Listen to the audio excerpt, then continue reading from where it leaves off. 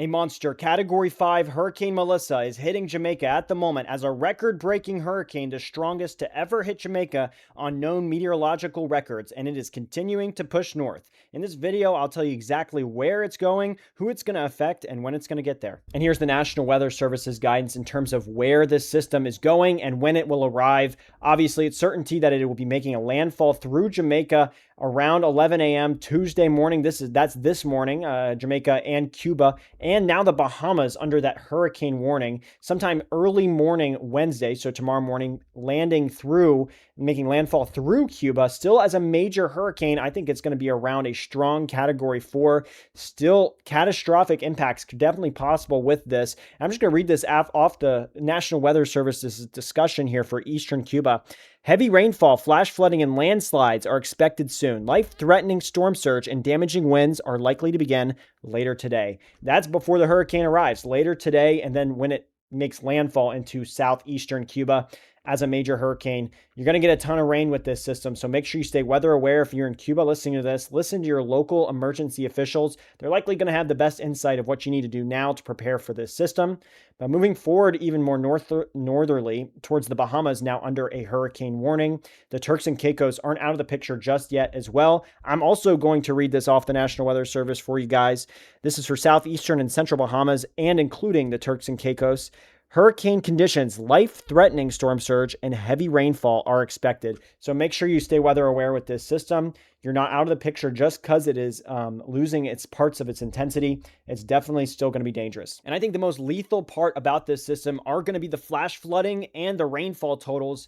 If you've paid attention to this system over the past couple of days, you'll have known that it has been lingering around in the Caribbean Sea here, just moving very slowly. At one point, just moving, I think, below 5 miles per hour. So just dumping a ton of rain over Jamaica. Now, Cuba isn't going to see as much rain as Jamaica, but as the system starts to progress north, I mean, look at this graphic here from the National Weather Service, 20 plus inches of rain. This is not just for the coastal line of Cuba, but more inland as well. I understand there are some hills, maybe perhaps even some mountainous terrains over here. So mudslides, flash flooding, and storm surge with this system is to be expected, not only for Jamaica, but also into Cuba and parts of the Bahamas. All right, and here's your storm intensity chart. Now, I will mention that this has been wrong consistently to a certain degree over the past couple of days, simply because this system has intensified so quickly. The models haven't caught up with it.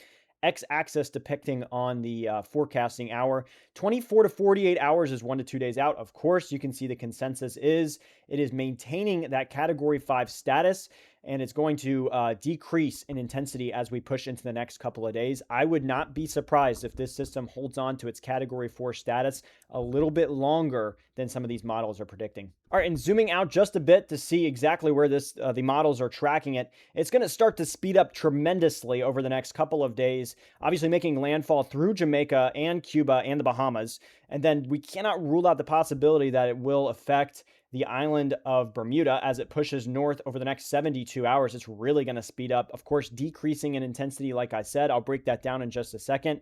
I think some of the early models had it hitting New England as a very weak tropical storm, maybe a lower hurricane, but I think we can rule that out 100% at this point.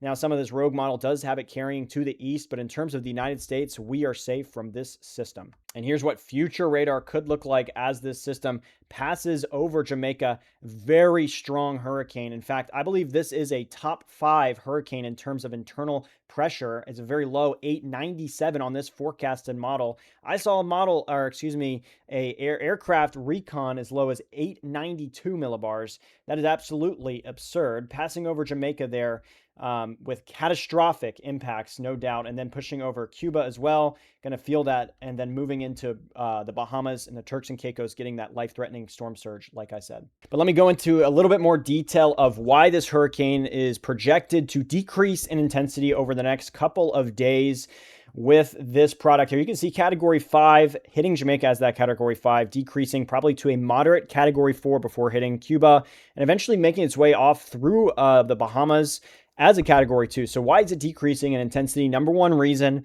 it is over land. Obviously, it can't get a lot of that warm water evaporative heating to produce a lot of that convection. The oceans are very warm. I'll show you this, 30 degrees Celsius.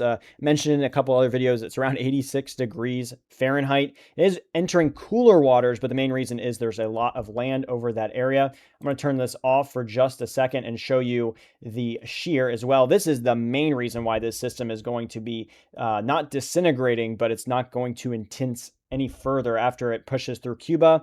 These red values show high values of wind shear, very unfavorable. It's going to really mess up the symmetry of this system and destroy it from the top down. And I want to emphasize again, if you are in the path of this system, make sure you take this seriously. Watch after your neighbors and listen to your local emergency officials. They're likely going to have the best insight in terms of where and what you need to do to prepare for this system.